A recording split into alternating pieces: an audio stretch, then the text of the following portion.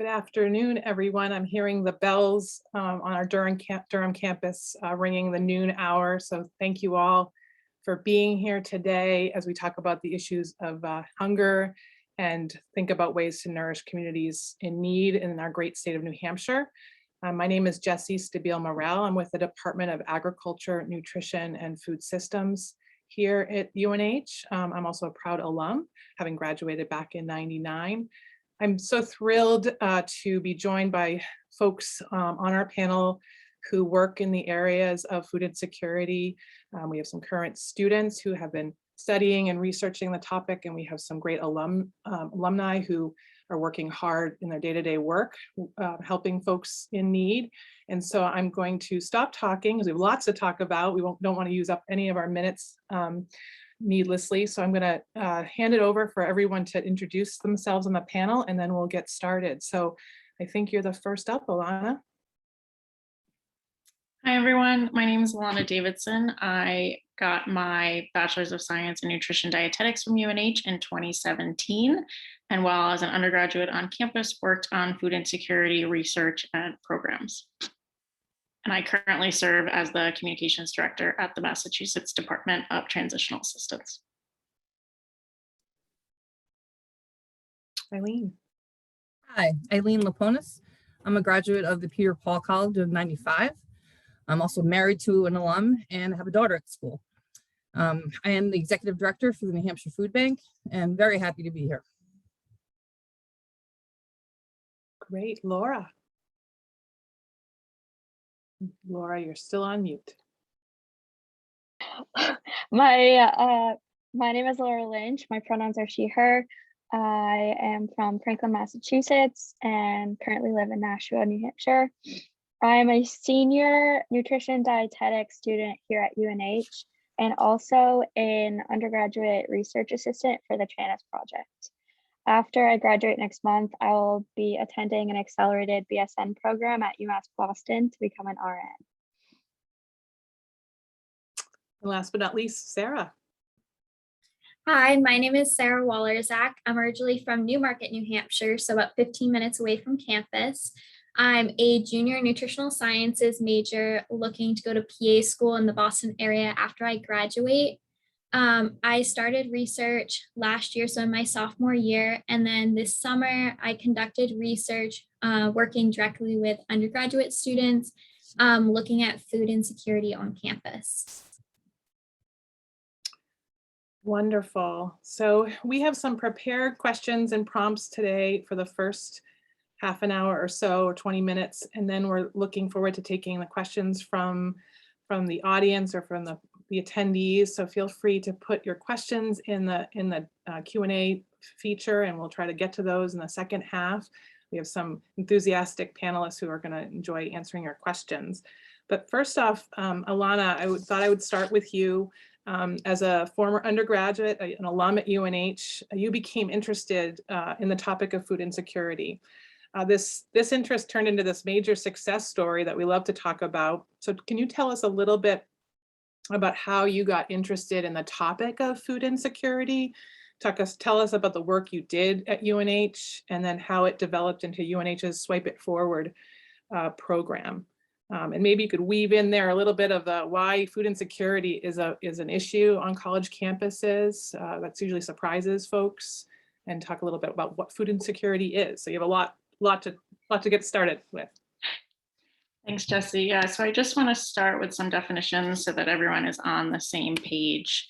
The United States Department of Agriculture, or the USDA, studies food insecurity, and so we're going to be using their definitions today. And they define food insecurity as an uncertainty of having or unable to acquire at some point during the year enough food to meet the needs of household members because you have insufficient money or other resources for food. And this differs from hunger, which is an individual level psychological condition that can result from food insecurity. So you don't have to be considered hungry to be food insecure, but those who are food insecure can be hungry. And just for a little level setting too, the latest data has nationally the food insecurity rate in the US at 10.5%. And New Hampshire is actually lower than the national average at 5.7%, which is a pretty good decline from 2015, and about a 3.7% decline.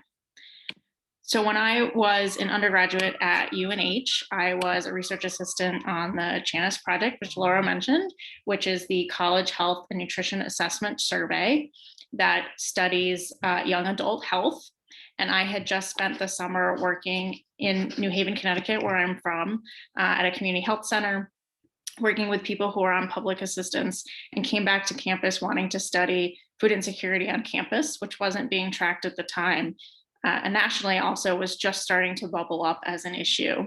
And so we added, using the USDA's survey tool, which is a validated survey tool, we added questions to the Channis survey and started with a pilot study among the general nutrition class. And we found that 12% of respondents were food insecure, which was pretty shocking to us.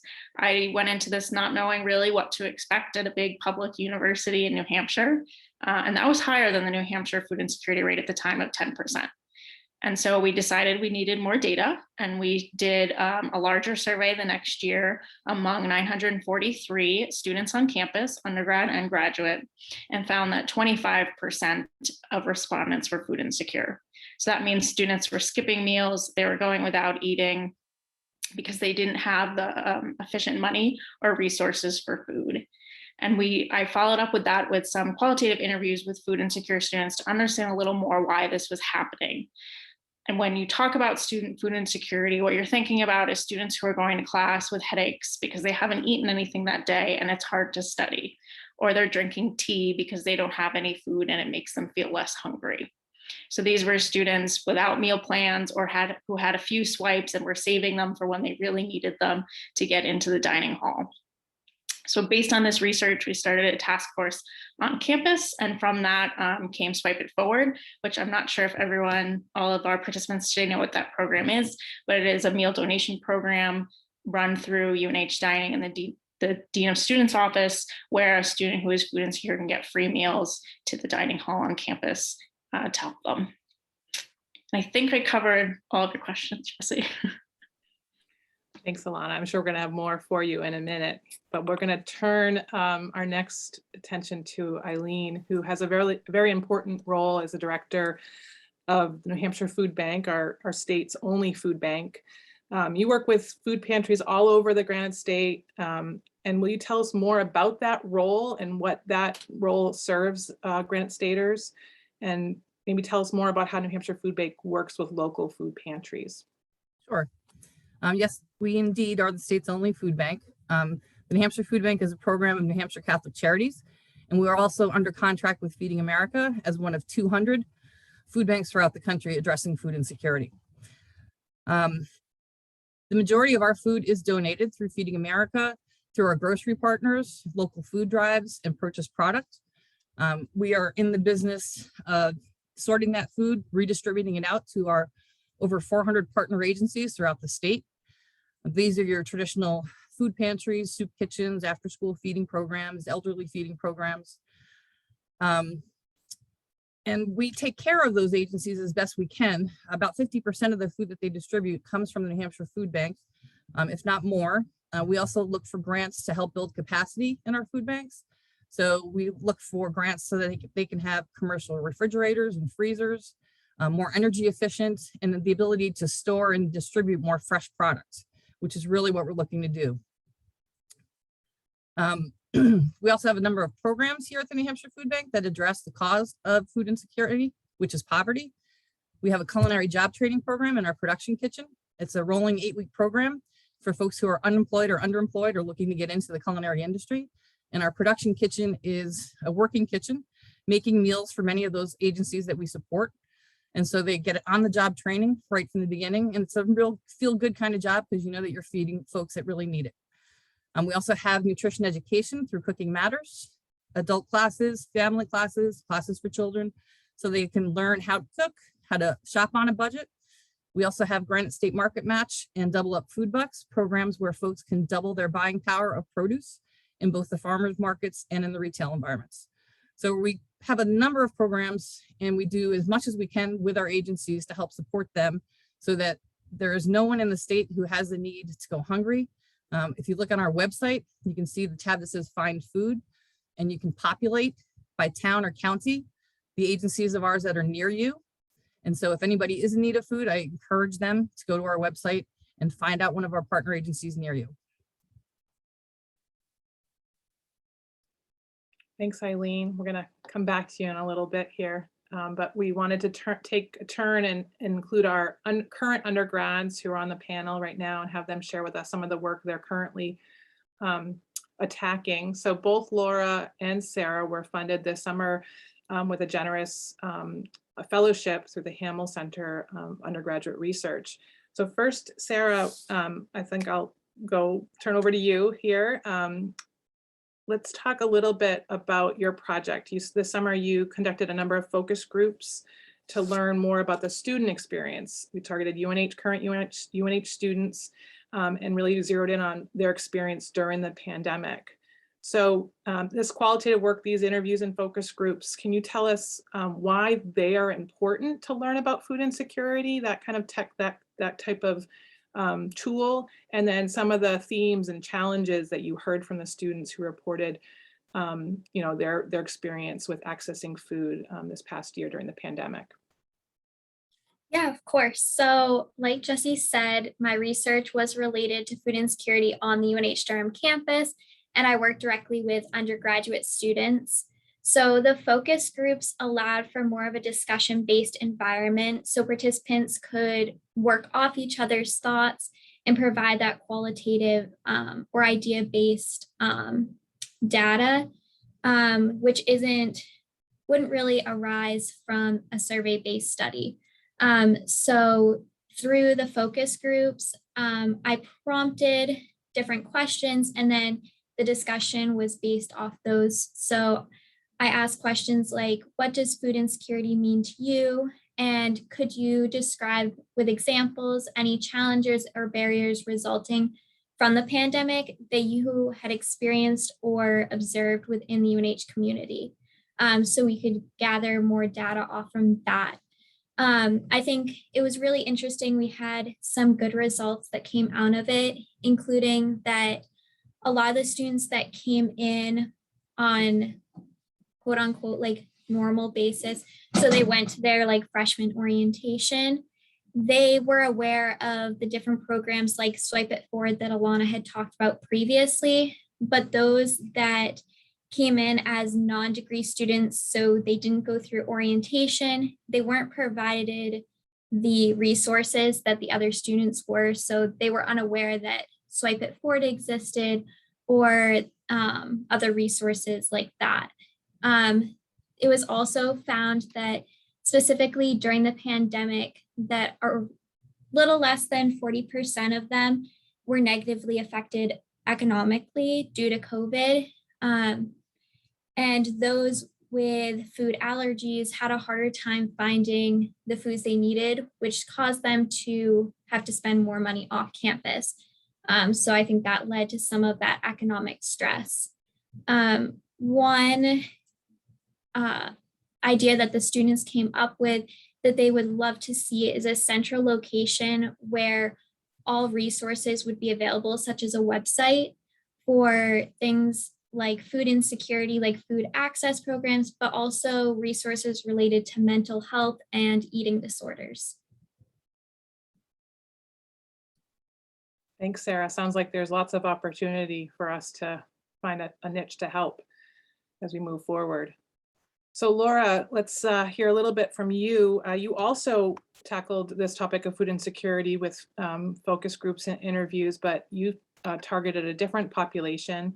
You worked with the University of New Hampshire's Cooperative Extension, educators in all the counties of New Hampshire, also looking at specifically how the pandemic influenced New Hampshire's communities as it related to access to resources and food security. So can you tell us a little bit more about the project? What was the objective of the project, and what did you learn from our New Hampshire state educators who are working really front lines with our communities all around the state?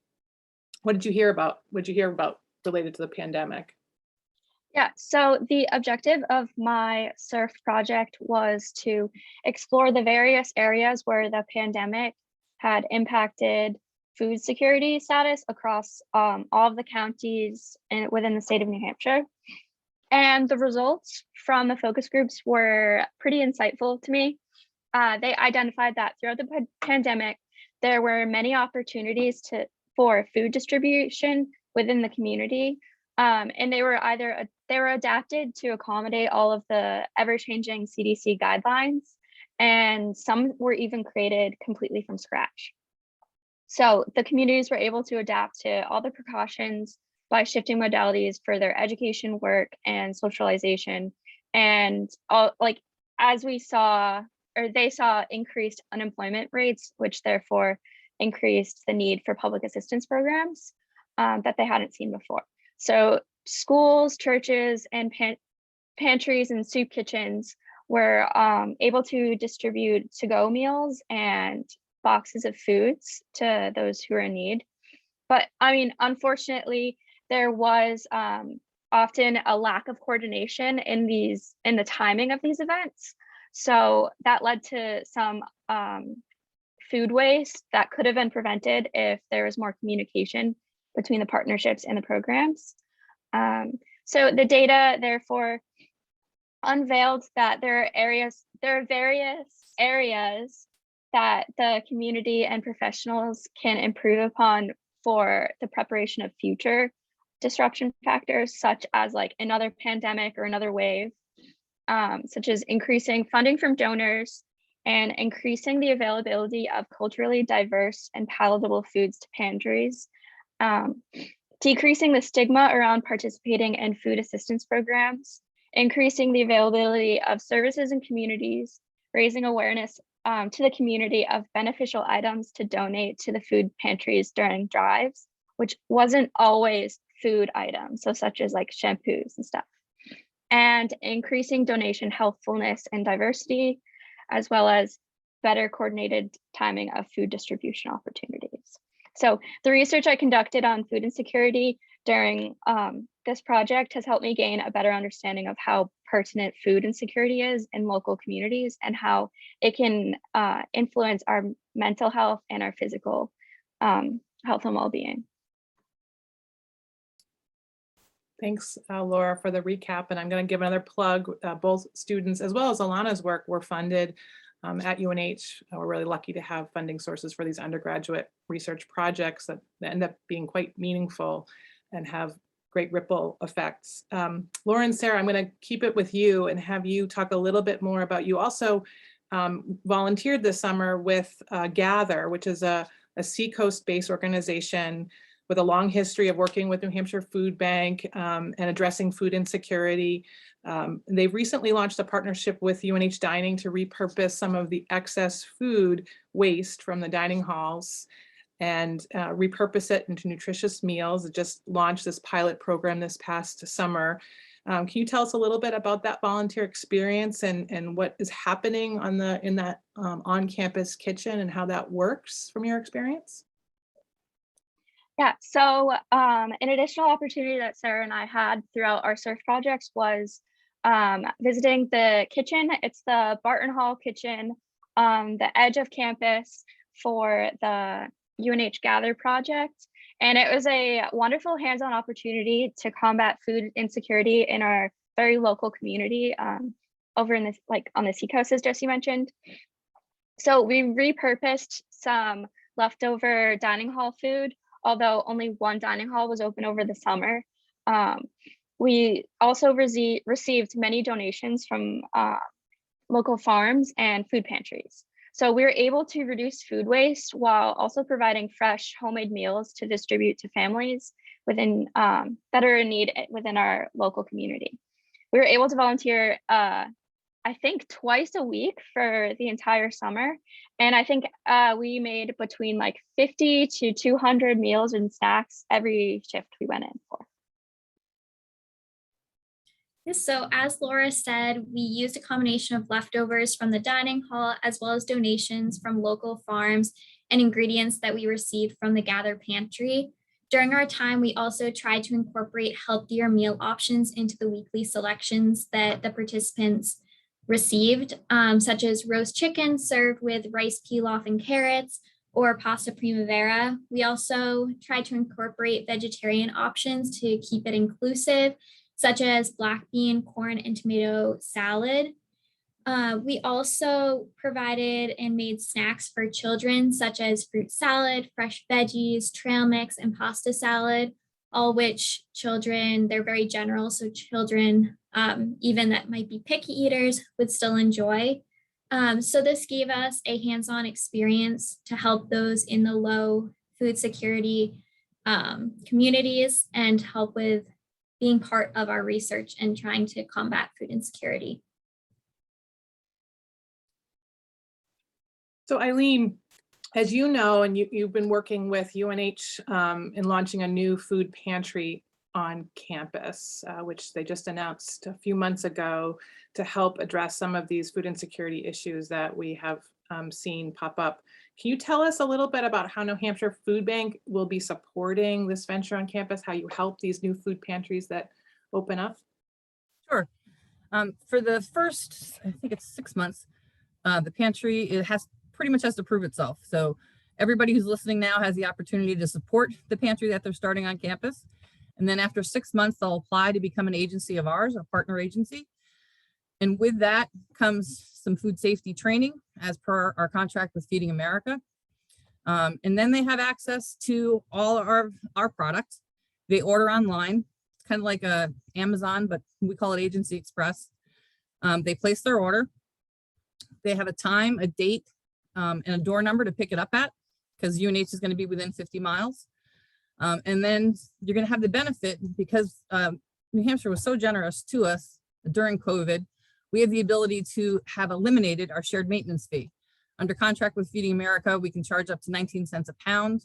We had actually cut that in half with a donation a few years ago to 9 cents a pound. And then we completely eliminated it this year. So the food that they'll be able to receive from the New Hampshire Food Bank is going to be free. Just going to cost you the gas to come get it. And then as with other agencies, we always ask for a wish list. What do you need? And then when we have grant opportunities, we look at the wish list and we say, okay, we can get a whole bunch of refrigerators for these guys, let's go. So we're always looking at what they need. They'll receive agency relations visits from our agency relations coordinators to make sure they're maintaining a safe, food safe environment. And any food training that comes along, or any pantry training. We also do nudge training to try to get them to set up the pantry to show off the more nutritious food and encourage selection of fresh product. So it's very important to us that we support our agencies. Those are our soldiers in the field, our feet in the street. We're kind of a hub and spoke operation, but we care very much about our partner agencies and do everything we can to support them. And we know about food insecurity on college campuses, and we're extremely happy to be able to help.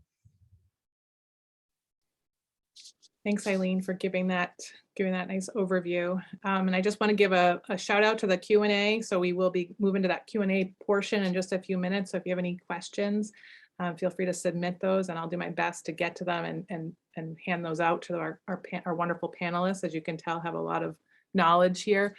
So Alana, I'm going to pose this question to you, but others, if you want to chime in, feel free. What do you hope, before we get to the end of this panel, I'll give you the opportunity now. What do you hope people take away from today's webinar? What should those of us who haven't necessarily struggled directly with food insecurity or hunger, what can we do or should we do to help with this problem? Yeah, so I think food insecurity is such a complex issue that when we were researching it, a lot of people were very surprised to hear that it was an issue. I think there was a romanticized image of college students eating ramen noodles and chicken noodle soup and peanut butter and jelly sandwiches to survive.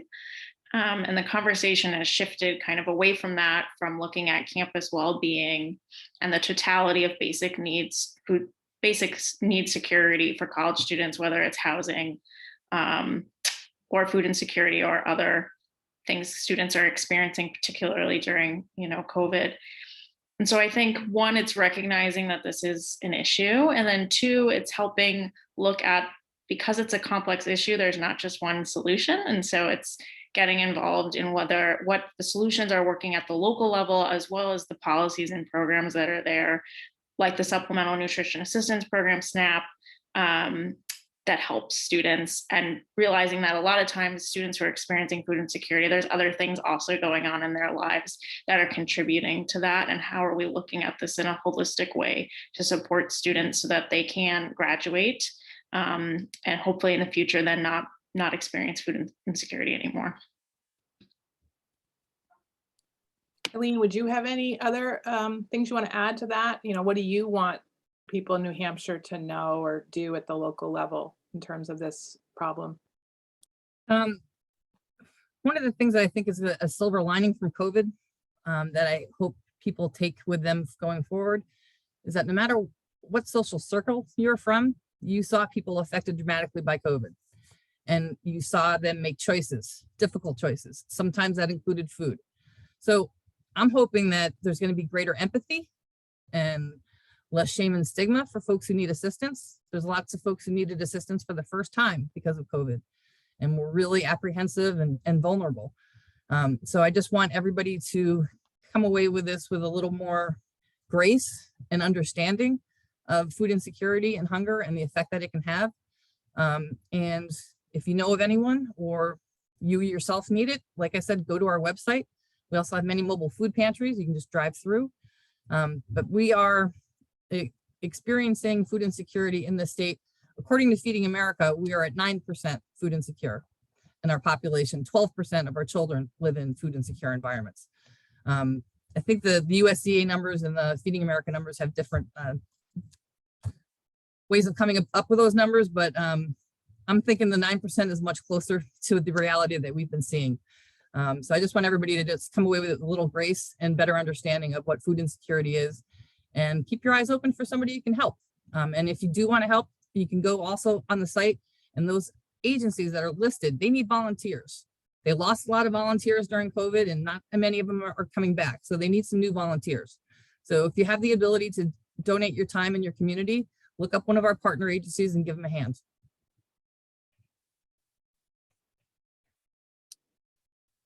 Thanks, Eileen. So we're getting some good questions coming into the system here. So I'll start with some of those. I'll try to attack these in a methodical way so I don't overlook anything. First one I think is for Alana. Alana, when you did your work studying food insecurity at UNH, were there certain populations that were more likely to be food insecure? Was it freshmen? Was it students? You know, was there a certain kind of pattern that you saw with certain groups within the population? Yes, so our survey found that students who were reported receiving financial aid or were classified as a first-generation student were more likely to be food insecure. And we did not find any associations between food insecurity and degree status, GPA, age, or race. This differs, I think, from a lot of other research. We don't have a national database of food insecurity among college students. That's being worked in at the federal level to better survey nationally this issue, but there has been a lot of research done at an individual or state level across the country. What was interesting for us is we also looked at students who reported experiencing food insecurity during childhood compared to school to see if were these people who grew up food insecure, which I think is a complicated thing to look at, because a lot of times the parents or the guardians will hide the food insecurity from the children, and so the children won't be personally experiencing that food insecurity, whether or not their household is, and may not even know if the family's on public benefits or not. And so it really varies, but generally we do see it tends to be your non-traditional students, your older students, your families with kids, those who grew up in foster care tend to be more food insecure. And staying with you, Alana, can you tell us a little more about the Swipe It Forward program? I think we have some parents on the call today who are wondering about how can you donate to Swipe It Forward? Can students donate their own swipes to Swipe It Forward? Tell us a little bit about that. I don't know if it's changed, but if it's still 10 swipes, but yes, students can donate up to a certain number of their swipes per year. And then faculty, students, parents, alumni, anyone can donate directly to Swipe It Forward, which can be used then to purchase those meal plans for students. Great, thank you. Okay, so let's see. And maybe this one could be for Eileen, perhaps. Someone has called in to ask about how New Hampshire food insecurity rates are lower than the national average, and that is true. We have one of the lower food insecurity rates compared to the national average. You know, in the southern states, we see higher rates. There's differences between urban and rural, et cetera. But can you speak to why New Hampshire has lower food insecurity rates compared to the national average? What are some of the reasons behind that?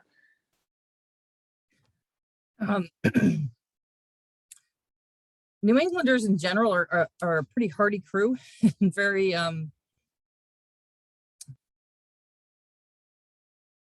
what's the word I'm looking for? I think just in general, New Englanders have a bit more of a survival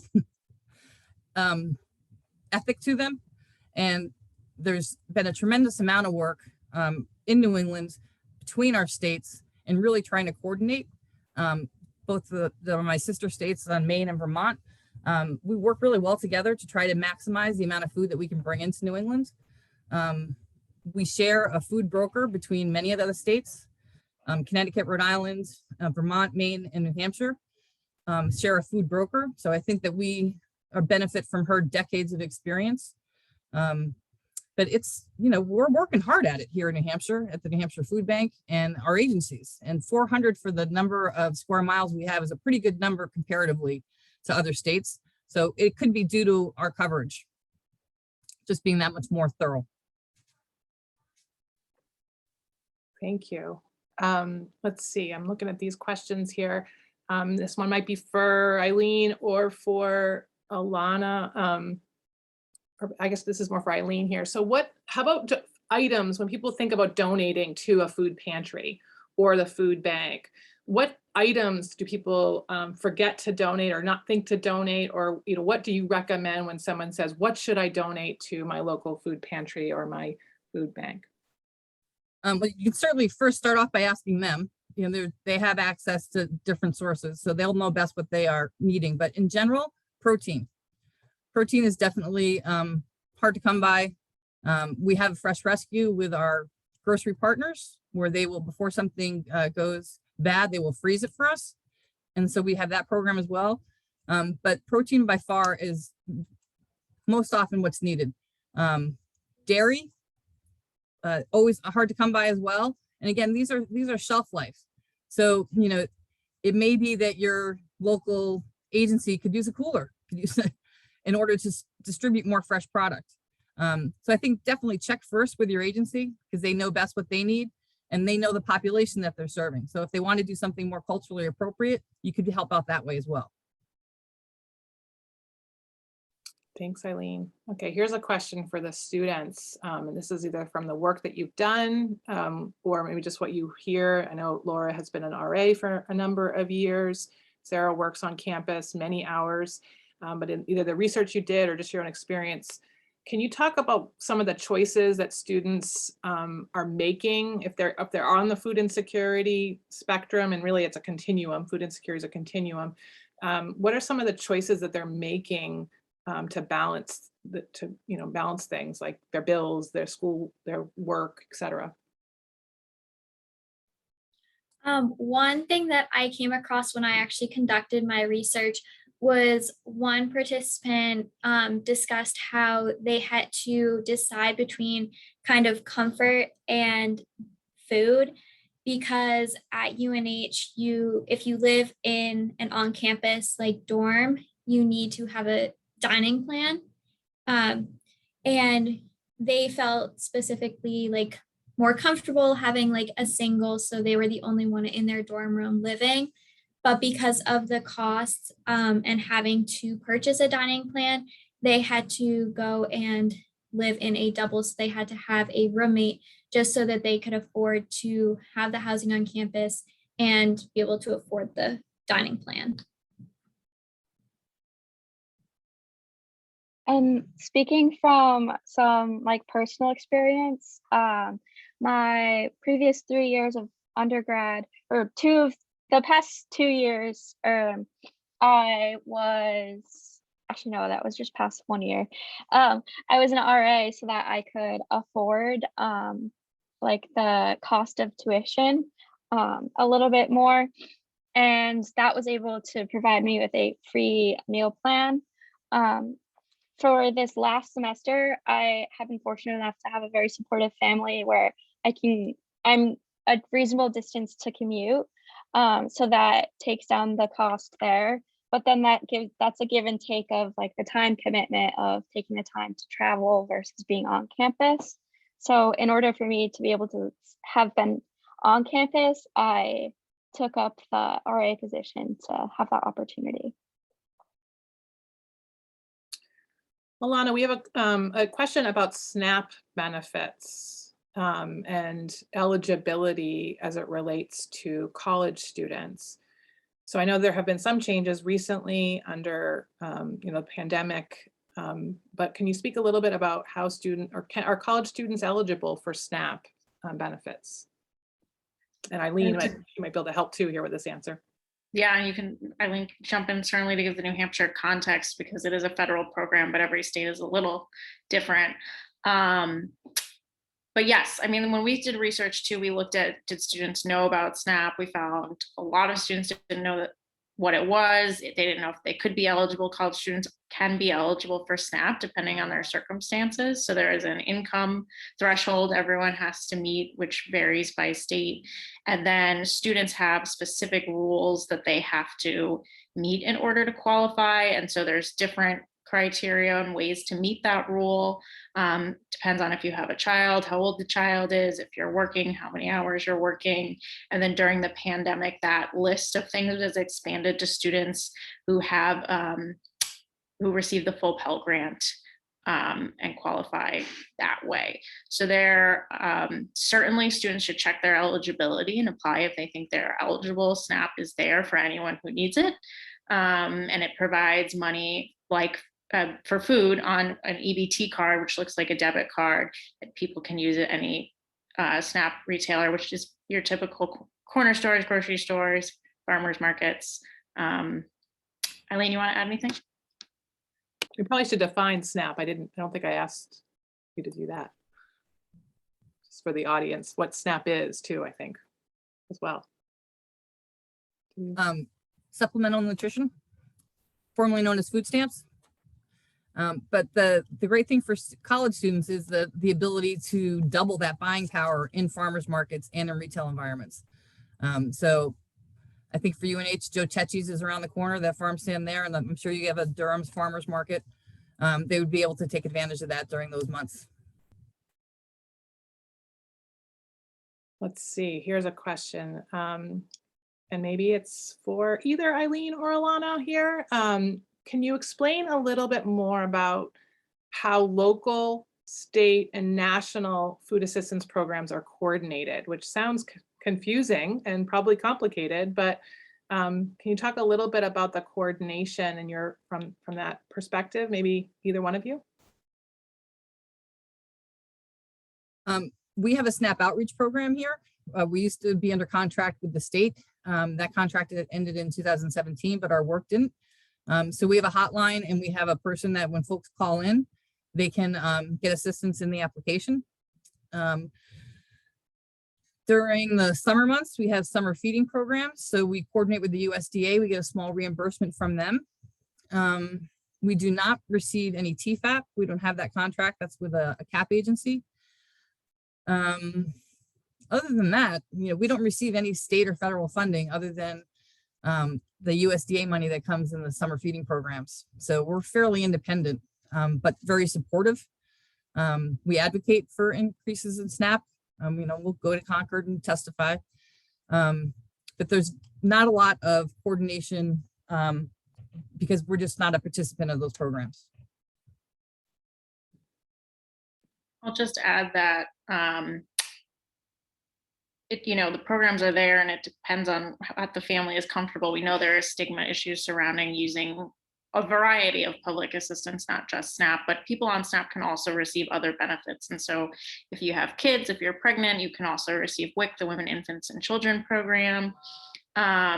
And so sometimes it takes a variety of different programs to help meet needs. And what we saw during COVID a lot at the local level was grab and go meal type programs. Food Pantries doing a lot of delivery to elderly and disabled residents who, couldn't get out of the house.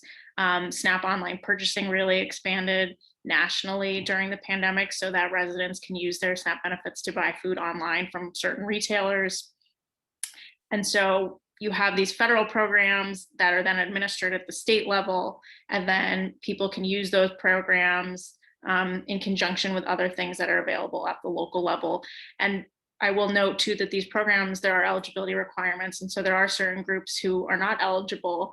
And that's where I'm sure Eileen is busy right now. I'm thinking Thanksgiving. We have a lot of people who go to food pantries and food banks who are receiving and not receiving public assistance. So one of our, I want to say callers. I feel like I'm on a radio program. One of our callers is asking, and I know it's not a caller, but one of our attendees is typing in, talking more about the unique populations that are at highest risk for food insecurity. So does anyone want to tackle this in their research? Which groups are at risk, and what are some of those contributing factors why certain populations, like individuals, say who live in a rural area, why do some people more food insecure than others? What are some of those contributing factors? Access, transportation. In the North Country, we've had 2 grocery stores close within the time that I've been here in the past 5 years. We don't need that. We need more grocery stores opening up. Single moms, hard hit population, single parents in general. And again, like Alana said, a lot of times these parents will hide it from the kids. The kids will not know that the family is food insecure because they sacrifice for the children. I'll just add, and I'd be interested, Sarah and Laura, what you found in your research. USDA's most recent food insecurity report looks during the pandemic and found that Black, Hispanic headed households are more likely to be food insecure. And one of the underlying conditions to food insecurity is structural racism and discrimination. And so that does play a role here. The other thing in the state of New Hampshire is that certain segments of the population during the pandemic were certainly affected. So for example, food service workers or people who really experienced, that unemployment situation were really hard hit. So although we do in the state of New Hampshire have thankfully lower rates, we certainly have segments, as Eileen has mentioned, that sometimes are overlooked in terms of food insecurity as well. Any other things that Laura and Sarah, you found in your work and your research for your projects? So some of the stakeholders discussed how there were, like as mentioned, there weren't as many grocery stores in like the more rural communities. And it was also mentioned that in pantries, there were a lot of donations that weren't very like culturally diverse. So it was like so that's where the aspect of educating the community on what they should donate, like what the community needs, is crucial, like especially in these high like peak donation seasons, in order to like accommodate more than just like dry pasta and rice, because not everyone eats that. There's a specific example of canned collard greens that was brought up, and it was very like the stakeholders like, what do you do with canned collard greens? It's just like not what people are used to. So it's really important to advocate for like what the community really needs to see. So we're getting some questions about the new food pantry that UNH has announced at the beginning of the semester and working hard to open up on campus. This new food pantry is scheduled to open in the Memorial Union building for those alumni who are on the call who remember the MUB, hanging out in the MUB, with this idea that it would be a place that was more central and not be kind of hidden away, and where there are some student organizations that already have office space there as well.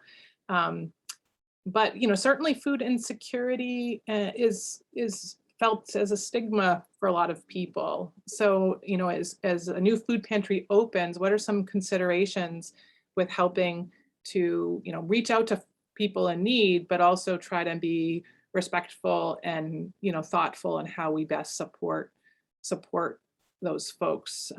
Eileen, do you have any thoughts, or Laura, Sarah, anyone have any thoughts in terms of us opening this new food pantry and it being a success to help people, but also not, make people feel comfortable getting that help? I'd probably defer to Alana on this one, but one of the reasons that the New Hampshire Food Bank is successful is because we respect the community that our agency is in and feel that they know that community best. And so I think in this case, I would work with the stakeholders that put this together and talk to them about what their impressions are on campus on food insecurity. The students, I mean, you have impressions from the folks that you interviewed. I'm sure you have great ideas on that. Just there's got to be somebody there who can set the example. There's got to be a champion who can be, I am somebody on campus that's known, and I'm going to go in during a very public time. You got to get a couple champions to go in there for you. That's what I would do.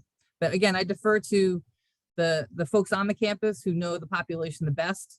And then if you do, look for those champions that you think, yeah, they would set a great example. Good I would point. have to agree that it's really important just to destigmatize it. And it's kind of similar to trying to destigmatize mental health by casually bringing up, oh, I have to pick up my prescription, or oh, I'm going to therapy.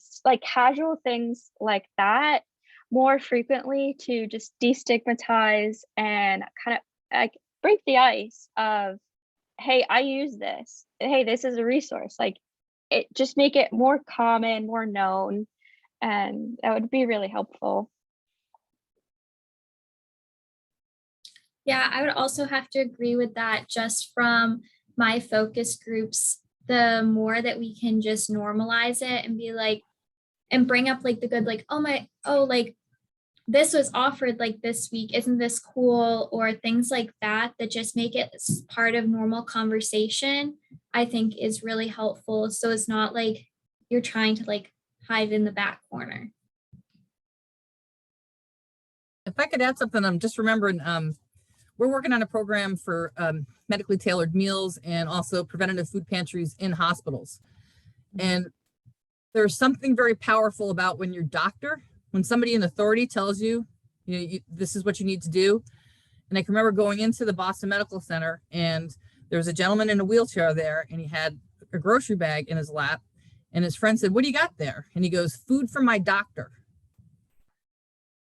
No stigma. It was so if there's something like that where the administration is encouraging kids, if there's, I don't know what the administrators are that have guidance counselors or whatever that are working with the student population, and they can get an idea if a student is struggling, and they can dig into it a little more, and then they can refer them. I think somehow getting the administration in to help normalize it as well will help strengthen that program.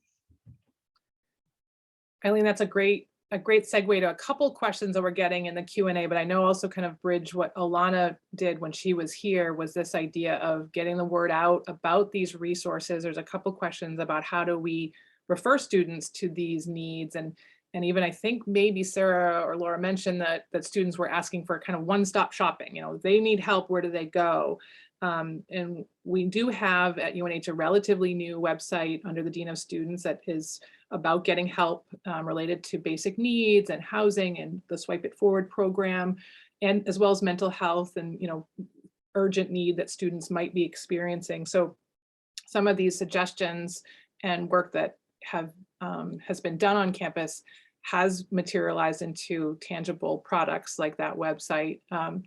But Alana, some of the questions are related to sort of that food, swipe it forward in terms of utilization and funding. And I know you've been off campus for a few years, but when that was initially started, I know there was some internal funding put in there to get it going, and then also donations. And do you know a little bit more about the sort of utilization of the Swipe It Forward, how it works, how we make it really quite available to students and easy to access?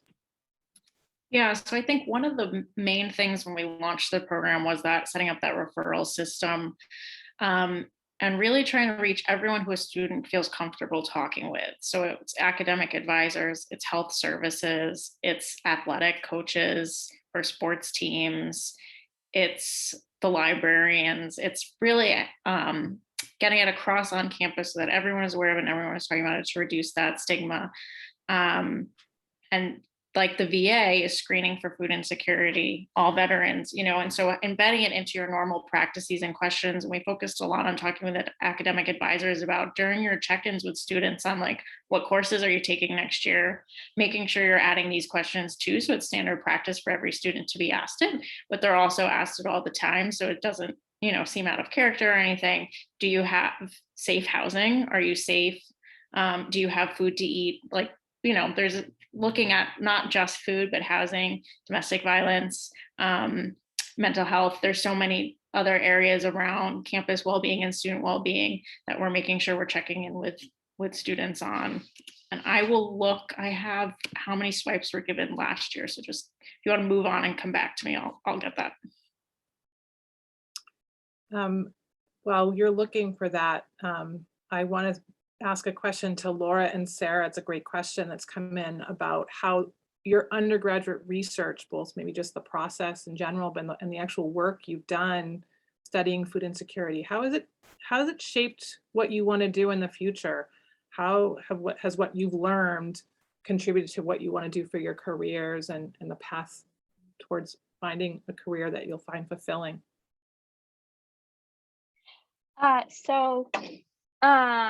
Focusing on, so when I started my research path, it was in Nutrition 560 with Professor Morel, which is Introduction to Research Methods.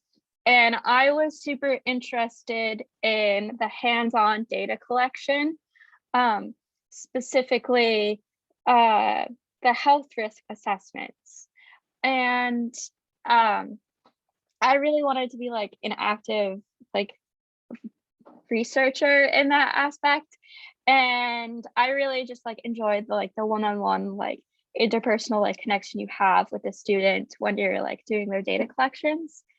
And then Jesse was basically just asked Sarah and I if we would be interested in doing some food insecurity research. And I wasn't that well versed in food insecurity. So I thought it was a good opportunity to dive in and learn more about it because it impacts way more people than we think. And as a future healthcare professional, it's important to be vigilant of food insecurity in your patients because it impacts their physical and mental health. So it tails into that. Sarah, did the project help shape kind of what you want to do in the future? I think a little bit for sure. I'm very similar to Laura. I started with the introduction to nutrition research as well. And that's kind of how I got fed into the realm of research, which I've grown to love. It's super interesting. And just by doing the research, definitely understanding I didn't realize how big of an impact that food insecurity has just on the UNH campus itself. Nevertheless, New Hampshire as a whole. So wanting to go into PA school, I would love to be able to continue research and possibly work for a few years, in communities that are the low income and hopefully help with the health there.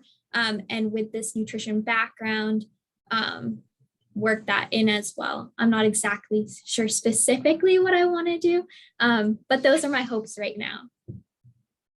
That's great. We only have a few more minutes. We have some really good questions. Going to try to sneak them in from our attendees here.